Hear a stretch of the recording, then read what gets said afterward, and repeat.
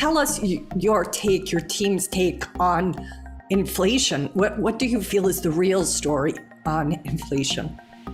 So there's realized inflation that consumers feel and the behaviors that instigates. There's measured inflation that governments report and the investor response that those reports initiate, and they're separate things.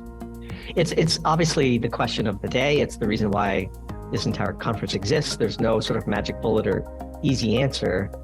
Inflation, like any other sort of measurement, really comes down to flows. And so there are flows in the economy that are, stoking inflation, and there are flows in the economy that are relieving inflation. And then you try to model the breadth of those flows in aggregate. And the classic mistake of an analyst is you're missing one important one, or you get an important one wrong. And so the integral of all of your assessments gives you an incorrect answer. The most dominant flow in our view that the market may be underestimating and may be a key reason why Powell remains hawkish based on the data he's seeing is the complete 180 in China and the speed with which President Xi and the CCP totally abandoned their dynamic zero COVID policy. And we're not China experts, and we've said many times, any Western analyst who claims to be you should take a close look at, because it's a black box, right? To the Western analysts, China's a black box. We have some experience in China. We have a pretty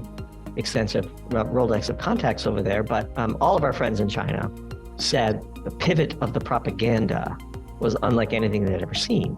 Wow. And to us, that meant reopening would be violently fast, and that the CCP became prepared to suffer the medical consequences of what a rapid reopening would entail.